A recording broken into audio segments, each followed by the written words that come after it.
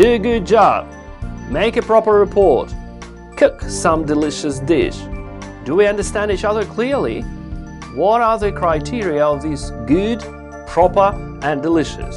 All these are the matter of standards that could be reached between us by means of effective communication. And if not, we've got into conflict. Your ability to communicate is crucial for your success in building up relationships or progressing through the ranks in your career. And more, at sea, lack of proper communication can make difference between a safe passage and big problems.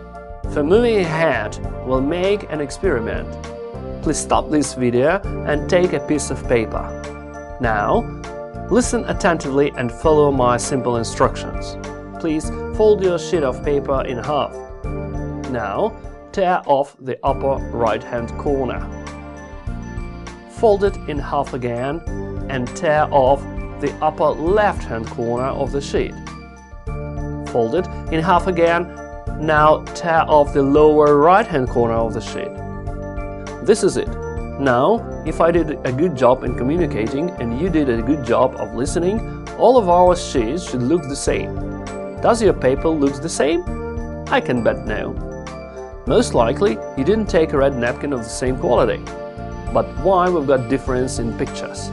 Probably, your first response is like, your instructions were unclear, we didn't have chance to ask questions, or your directions could be interpreted in different ways or others. Communication is an exchange of information, knowledge and emotions in order to reach understanding between people. Let's talk about a few types of it. Type 1. One-way communication. Transmission from sender to receiver without a feedback. Upsides: fast, simple instructions. Downsides: no feedback, we're unsure if the message was heard or understood. Results: crewmates may not heard the full message or misunderstood it. Such misunderstanding may leave both parties frustrated and distressed. Type 2. Two-way communication.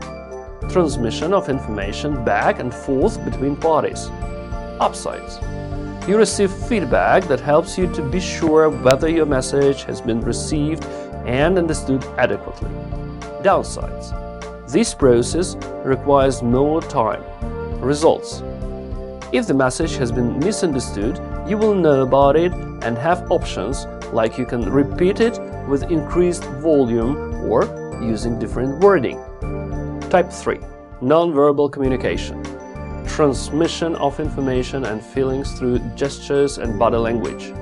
Upsides: quite understandable, can be used even if there is a lot of background noise or big distance between people.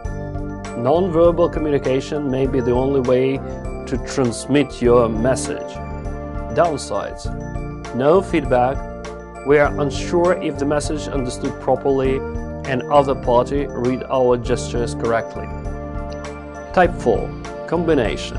Transmission by means of non-verbal with a verbal message. Upsides: we will increase the impact of the transmission. It will be deciphered and understood quicker than one method alone. Downside: utilizing two ways of transmitting a message, we must make sure that they are congruent or in sync and delivering the same message.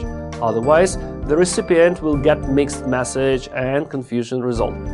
Most researchers conclude that human communication is only 30 to 40% verbal and 60 to 70% of our interactions are composed of paralinguistic cues or silent signals we give off unintentionally.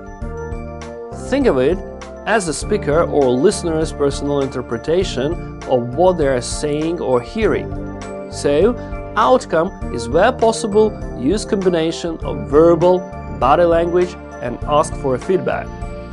And next time, before you get annoyed by others complaining how stupid they are, think about if you speak the same language with them.